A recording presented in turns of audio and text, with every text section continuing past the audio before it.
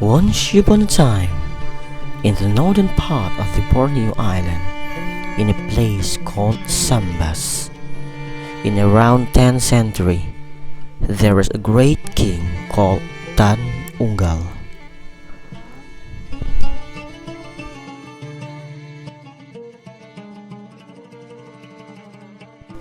According to several sources, Tan Unggal was a baby who was found inside a bamboo tree by the descendants of Sambas kingdom who were hunting in Lamukutan island.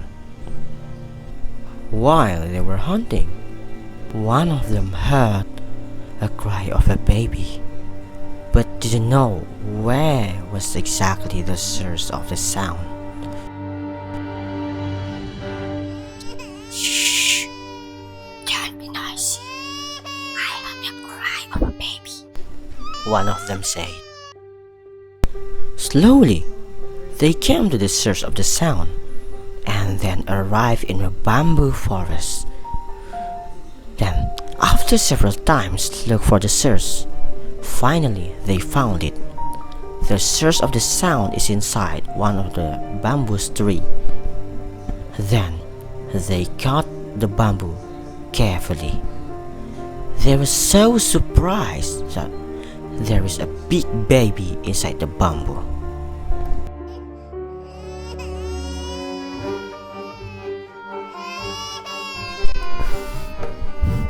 Oh, my goodness. God bless us. God bless us. This might be the answers of our king's prayer, one of them shouted. Suddenly, they planned to back to the Sambas kingdom and gave the baby to the great king. At the time, the king did not have the children yet, so he adopted the baby to become his child and named the baby as Tan Unggal. No, you are not child, and your name is Tan Unggal, said the king with his smile. Tan Unggal grew up fastly. He was very strong and undefeatable. He became a cruel king in the kingdom. He did not hesitate to punish his people and anyone who opposed him, including his family. Tan Unggal also had a very strange favorite food. His favorite food was kerabu asam mixed with human blood. This might sound so weird, but that was the fact.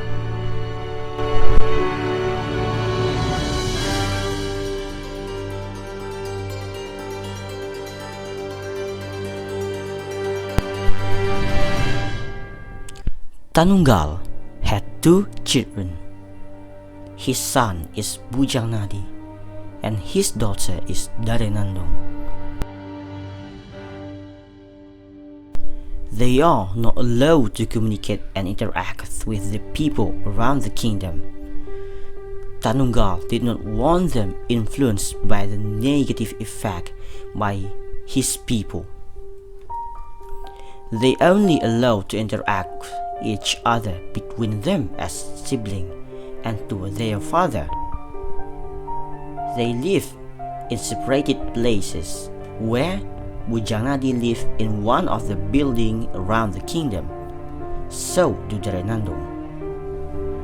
But to amuse them, Tan Unggal gave a cook for Bujanadi and weaving tools for Darenandong.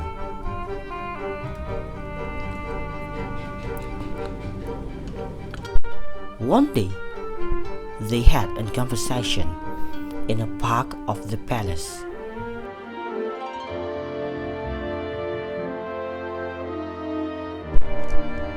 Listen, I will not get married if I don't meet a girl as beautiful as you, Bujanadi said. So do I, my brother. I will not get married if I do not meet a boy as handsome as you, Dari Nandung continue. But this conversation was heard by Tan Unggal's sentinel.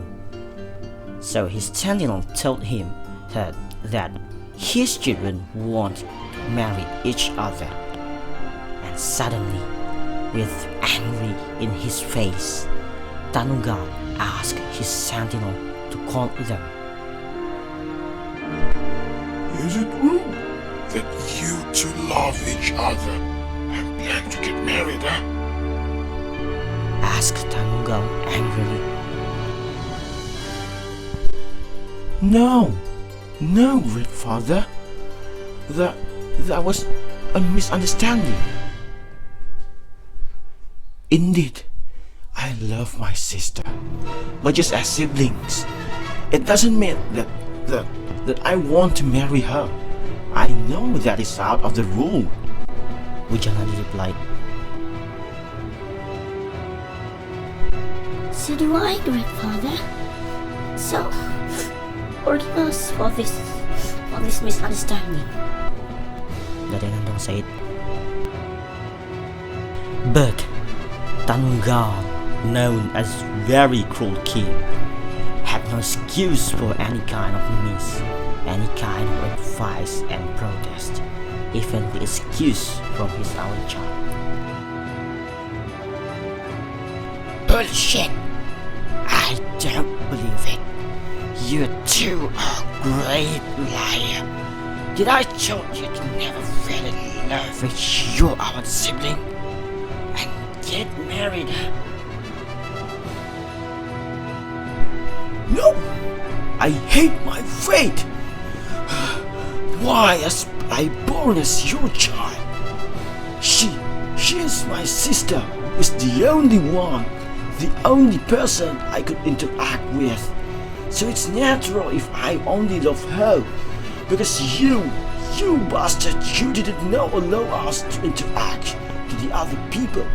How unjust is this? How a shit fate. Bujanadi shouted angrily. This made Tan Unggal so angry, like there is no one to stop him. Like all of the water on the earth not enough to extinguish the flames of his anger.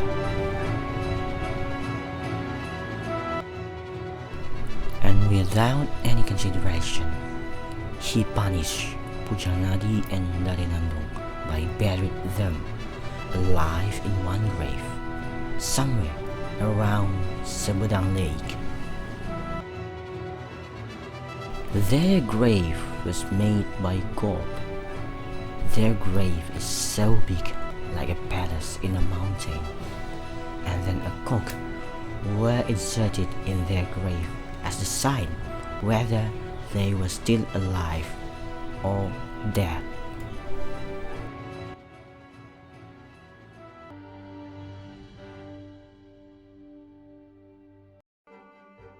Times gone fastly after this incident. Many of his people tired of his cruelty. They had a big plan to defeat Tan Unggal. The people knew that Tan Unggal was a very, very strong king, but the people's brain was also strong. They deceived Tan Unggal by telling him that the Majapahit troop would attack Sambas with their massive number. Tan Unggal was very, very afraid of this information, so he asked for advice on how to avoid facing Majapahit's troop. First, he planned to go away from his kingdom. No, don't do that, my lord. Our region was surrounded by their wall. The people said, it's very impossible to escape. The people continued. Finally, he decided to hide in a steel coffin. And then the people said that they would hide the coffin somewhere so that it would be not found by Majapahit troop. And then the people locked him in the coffin and then sank the coffin in the deep river. You are bastard! Let me out! Let me out! Is that the only lie about Majapahit's troop? Tan Unggal asked angrily. Listen, my lord. From now, you are not our lord anymore. We're tired of your stupidity and your cruelty. Hope you raise in peace. Hope you raise in peace there at the house, said the leader of the renegades.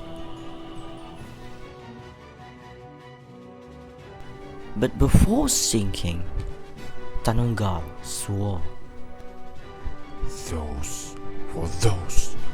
Those who did not ask for permission when passing this river will be sunk.